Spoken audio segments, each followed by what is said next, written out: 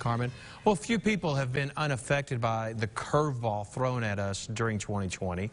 Today, we have Josh Neal from Arvest Bank here to talk about how to start rebuilding your finances after being dealt a hard hand. That could include anything from major home or car repairs to medical bills or disaster recoveries. Good morning, Josh. Thanks for joining us this morning. I'm glad you're with us today. Good morning. Thank you for having me on. All right. So, Josh, the Federal Reserve and the U.S. Consumer Financial Report reports that like $2,000 is the average cost of like our most expensive unexpected expense, you know, those unexpected things that come up. And that a couple years ago, 1/5 of adults had like major unexpected medical bills to pay, and that average was anywhere from $1,000 to almost $5,000. So we always know that financial experts talk about saving for these emergencies, but that's really not easy for everyone to do. So what tips do you have that can help people save money? You know, my tips are really very basic. The first one I'd say is that you've got to have the right mindset. You must be willing to sacrifice something today to make sure that you're prepared for tomorrow.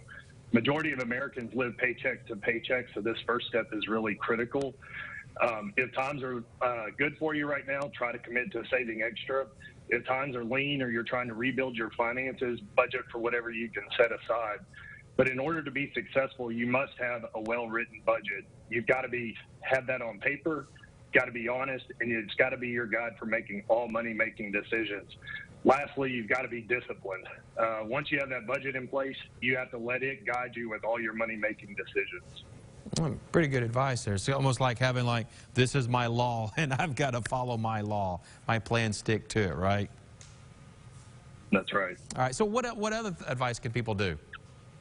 What advice do you have? Once you have that budget on paper, then you really need to look at the spending side. Everyone can typically find something that they can cut out.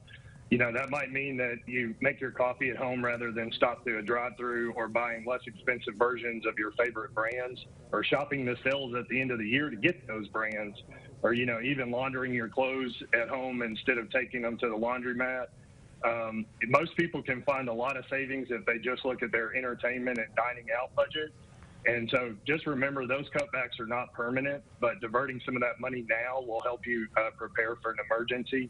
And as mentioned before, just let your plan be your guide. Not only should you be looking at things you can save on, but your budget should tell you on what you can purchase. If your budget doesn't say go out and buy a new car, then don't go out and buy a new car.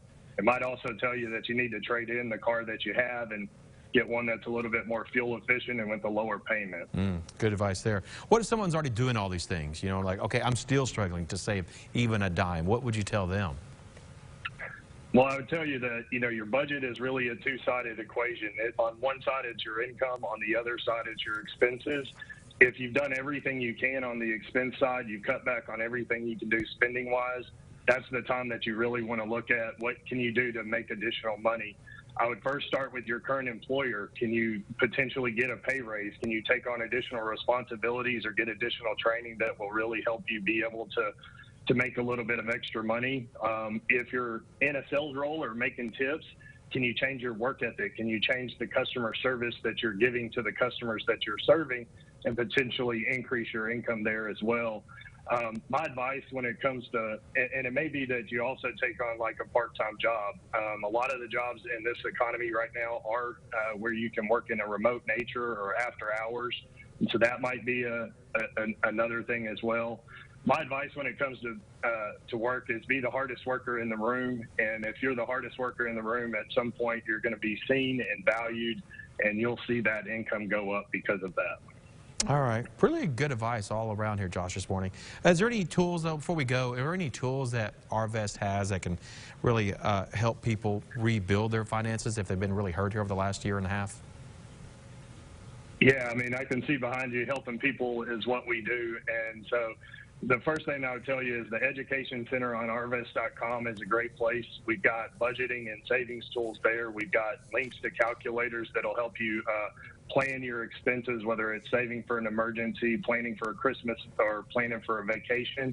The other thing is on our Arvest.com, you can schedule an appointment with someone in our branch. We're here to help. I would just say reach out if you're in the situation and need help. Reach out. Always good advice, because there is help out there. Josh, thank you so much for joining us, and thanks for the work that Arvest does.